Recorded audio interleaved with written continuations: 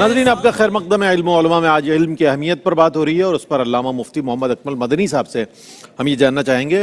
مفتی صاحب قبلہ یہ فرمائیے گا کہ قرآن و حدیث کی روشنی میں حصول علم کا جو حکم شرعی ہے اور اس کی اہمیت میں چاہتا ہوں ابتداءً اس پر گفتگو فرما دیں۔ اعوذ باللہ من الشیطان الرجیم بسم اللہ الرحمن الرحیم۔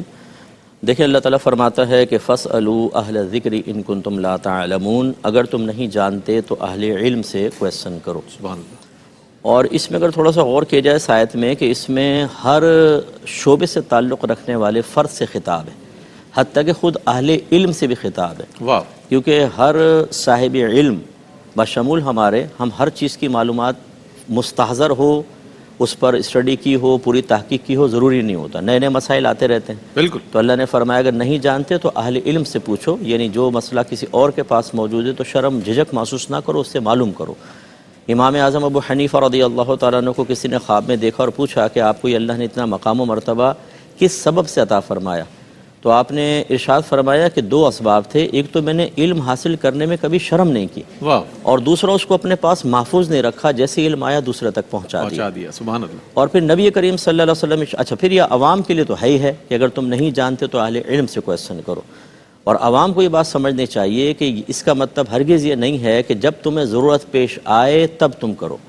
دو طرح کے مسائل ہوتے ہیں، ایک یہ کہ ہمارے لیے ضرورت ہوتی ہے ان کی، لیکن ہمیں خود ان کی ضرورت کا احساس و شعور نہیں ہوتا۔ بالکل۔ اور ایک ہے کہ ضرورت محسوس ہو جاتی ہے، نماز میں غلطی ہوئی یا سردر صاحب ہوا کہ نہیں ہوا تو اس کویسچن کر لیا، لیکن طہارت کے سینکڑوں مسائل عقائد سے متعلق، گناہوں کی معرفت سے متعلق جو سیکھنا ضروری ہے لیکن لوگوں کو شعور ہی نہیں ہے، تو فَاسْأَلُوا أَهْلَ الذِّكْرِ إِن كُنتُمْ لَا تَعْلَمُونَ۔ ایک کویسچن یہ بھی کر لیں کہ میرے لیے کون سے علوم سیکھنا لازم ہے، تاکہ وہ پتہ چلے تو پھر تحصیل میں آسانی ہو جائے۔ اور نبی کریم صلی اللہ علیہ وسلم فرماتے ہیں کہ طلب العلم فریضۃ علی کل مسلم، علم کا حاصل کرنا ہر عاقل و بالغ مسلمان مرد و عورت پر لازم ہے۔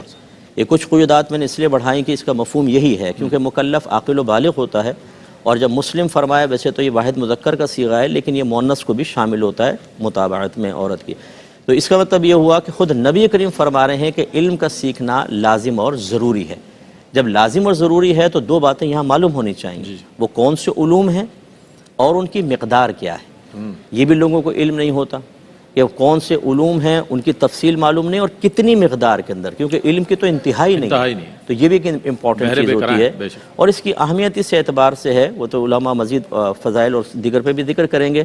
اللہ نے کم و بیش 1,24,000 انبیاء علیہ السلام کو بھیجا، ایک واحد مشن اس میں نظر آتا ہے، جہالت کا خاتمہ، علم کو عام کرنا، معرفت دینا، کیونکہ علم کی تعریف ہے ما بہل انکشاف، وہ چیز، علم ایک ایسا آلہ ہے جس کے ذریعے چیزیں منکشف ہو جاتی ہیں، جو چیز پوشیدہ ہوتی ہیں وہ ظاہر ہو جاتی ہیں۔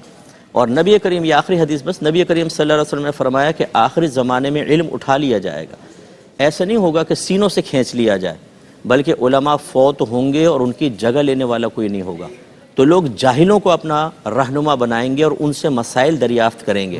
فَأَفْتَوْا، سرکار نے فرمایا وہ فتویٰ دیں گے، لیکن غلط فتویٰ دیں گے تو خود بھی گمراہ ہوں گے اور لوگوں کو بھی گمراہ کریں گے۔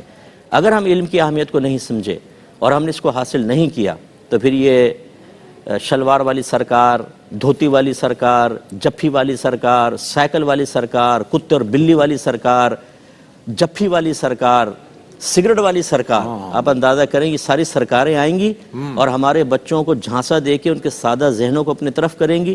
اسی طرح سوشل میڈیا پہ ایک ہاتھ میں قرآن ایک ہاتھ میں بخاری رکھ کر یہ یقین دلانے کی کوشش کی جائے گی کہ ہم آپ کے مسلح ہیں، ہم آپ کے مسلح۔ 1500 سال کے سارے جھک مار رہے تھے معاذ اللہ، اب انکشاف ہوا ہے ان کے اوپر کہ یہ حق ہے۔